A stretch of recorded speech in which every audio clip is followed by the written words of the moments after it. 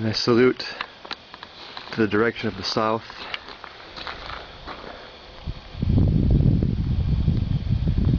To the west.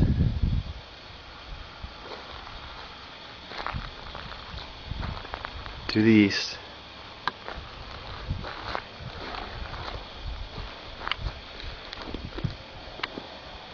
And to the north.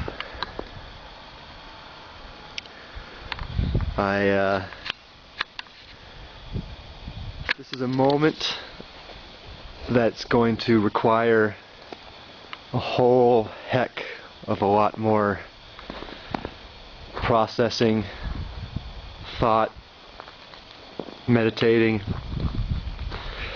But here on, I had to document it a bit before I can really truly share my thoughts and feelings, and I hope I can do a small good job for the moment and not be a hot mess.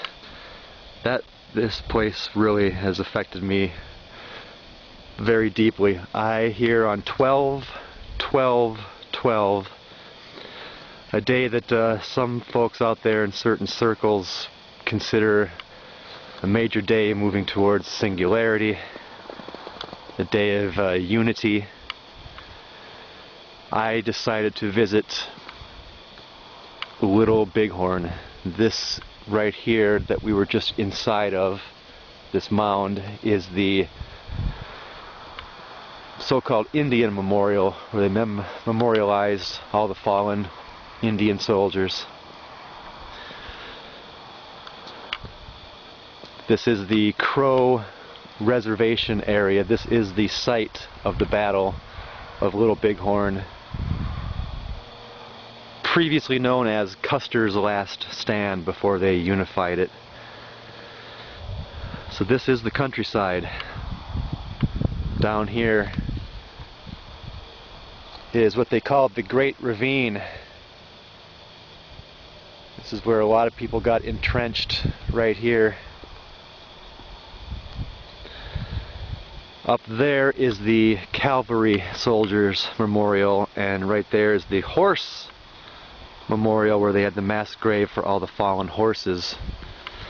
And right behind that hill right there, behind the memorial, is the actual spot of Custer's Last Stand, where the many unified tribes came together and fought back what I guess you can put your label on it, their oppressors, their enemies. So that is at least one major thought of my mind, is here on this day, when I consider, in short, without making this too political, in short, with the state of affairs culturally and politically that we find ourselves in these days, this is a spot where at one point people said, no, we have our way of life, and you're not going to stop us from living our way of life, and we will, if we have to, rise up and fight to defend what is ours and our way of life. And I had a pretty emotional moment earlier when I saw this, as I just said.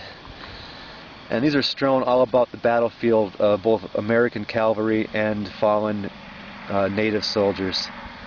A Cheyenne warrior fell here while defending the Cheyenne way of life. And there's a common theme that's running through this place from the quotes of all the native leaders. That is basically, the fighting is going on, where are you?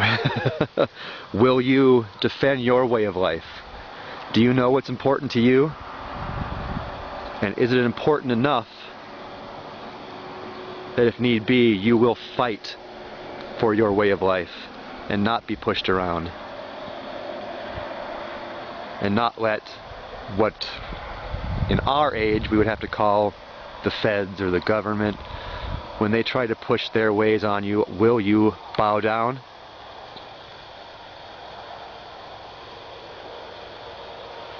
Or will you stand in defiance? Will you stand and fight And this is the spot where some people stood and fought and won. And before this becomes a whole half-hour diatribe, and like I said, I have a lot of thinking to do, and I've had a few very, very emotional moments here, especially in the so-called Indian memorial there. I want to leave you with this quote. This is from the amazing Chief Sitting Bull, and for all you kids out there who are not familiar, this would be a good time to get on your Google box and make sure you know about that gentleman. The quote that I found inside from Sitting Bull: "Warriors, we have everything to fight for, and if we are defeated, we shall have nothing left to live for. Therefore, let us fight like brave men."